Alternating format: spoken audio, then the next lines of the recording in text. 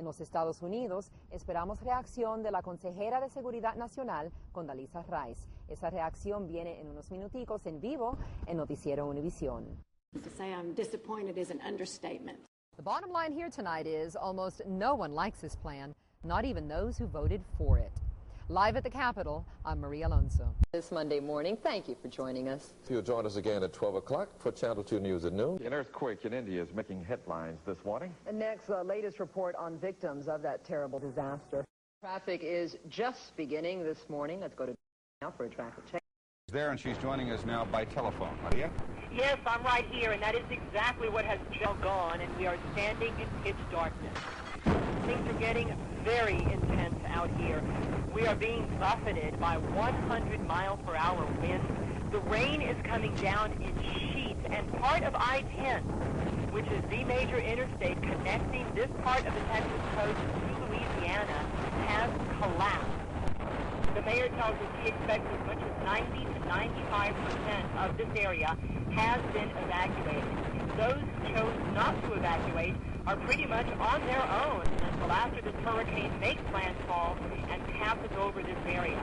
The city and the county have said very clearly that they are not going to be responding to any emergency calls until after this storm passes. We're talking about at least not until after dawn. We are expecting a storm surge of 25 feet coast either at or below sea level. Flooding is a major concern. In effect, we will see the high tide move inland by miles. Reporting live from the Texas-Louisiana border as this Category 3 hurricane slams into the Texas coast, I'm Maria Valdes. Thank you, Ron. Talking to a 25-year veteran of California wildfires a few minutes ago, and he tells... Good morning, everyone. I'm Maria Valdes. Bob is off today, and Dan is working on the evening newscasts. This is Channel 2 News Today for Wednesday, September 29th. Also this morning, an update and the Channel 2 lawyer has advice for selecting a family doctor. First, Dave Dixon is out on the back porch. Dave, the weather for today. Good morning, Maria. Good morning, everyone. If you live in East Harris County, no doubt you felt it, the explosion and fire that rocked the Crown Central Petroleum Company in Pasadena Tuesday. It injured 4 people, that explosion did. Channel 2's Jack Cato was there. It was just after 2 o'clock this afternoon. Channel 2 News. Houston police have arrested a high school dropout for the murder of a Pizza Hut delivery man. Police have charged 17-year-old Lamont Wilson with capital murder. Homicide, by the way, caught up with this suspect at Bentop Hospital, where he was being treated for a gunshot wound. Lamont Wilson is being held without bond this morning. Dave is next with the middle of the week forecast for you. Then Dominique will tell you how traffic is moving along on the freeways. And the Astros try to make things difficult for the Braves. Weather, sports, and traffic coming up next. Yeah. Okay, Dave, a harvest moon at that for that full moon. So nice and romantic for us. The Astros beat the Braves in Atlanta last night, and they did it in home run fashion. Coming up next, Dave will be back with our regional travel forecast. And later in our newscast, Fort Bend County residents protest a landfill proposed for their area. At 6:28, a 25-minute drive. I like that. An explosion in Pasadena this morning, making headlines. The latest on 4 employees injured in that blast coming up.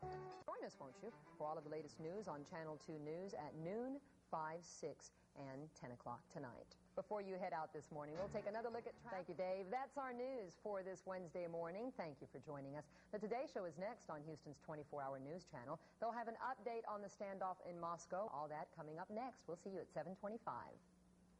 Yes, good morning. 110 children, women, and men remain holed up inside that cult compound, including the cult's leader, who told negotiators that the reason he and his followers have not yet surrendered is because he's received a message from God instructing him to wait. No waiting on day 4. We had a military helicopter. Shift change once again, bringing with it day 5 in the standoff between federal agents and fanatic cult members. Everyone's preparing for a long stay.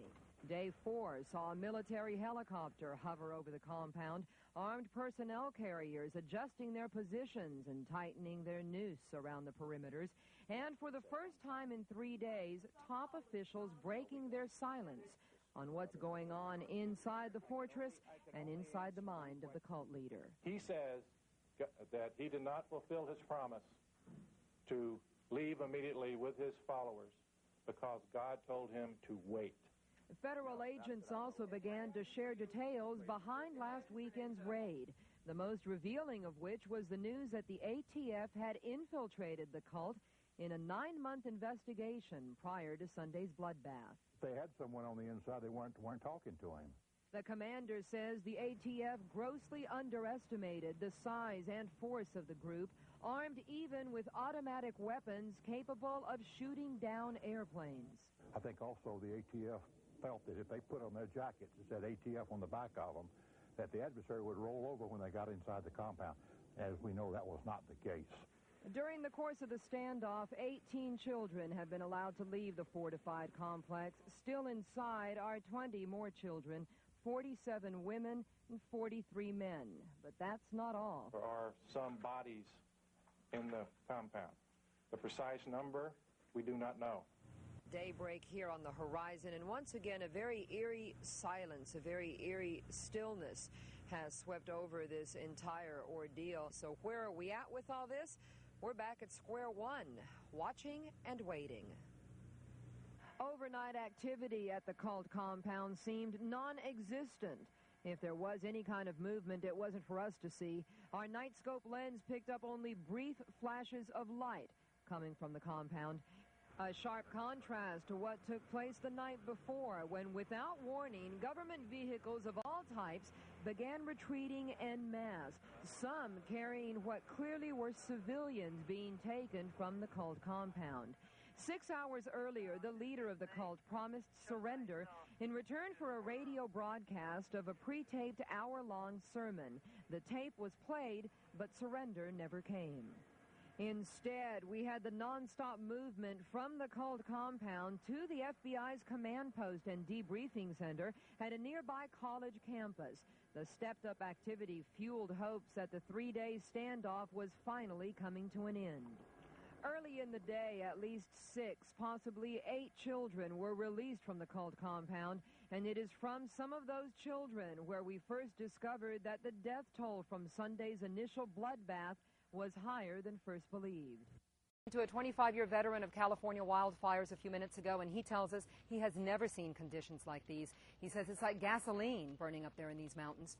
As it stands just above this tree line, one wildfire is already burning at such an intensity not usually seen until late August or September, and it's barely May. Evacuations are underway. The fires were set in air. Off today, and Dan is working on the evening newscasts. This is Channel 2 News today for Wednesday, September 29th. Also this morning, an update from the standoff in Russia, and the Channel 2 lawyer has advice for selecting a family doctor. First, Dave Dixon is out on the back porch. Dave, the weather for today.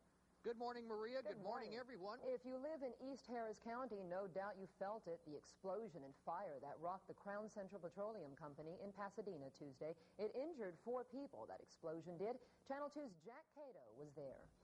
It was just after 2 o'clock this afternoon. East Harris County, no doubt you felt it yesterday, the explosion and fire that rocked the Crown Central Petroleum Company in Pasadena. 4 people were injured. Channel 2's Jack Cato has the story. Sports this morning. The Astros beat the Braves in Atlanta last night, and they did it in home run fashion. 24-hour news channel. They'll have an update on the standoff in Moscow. That coming up next. We'll see you at 7:25. If it's true it takes darkness to appreciate the light, then it's only fitting that the sun shines brightly on Camp Star trails.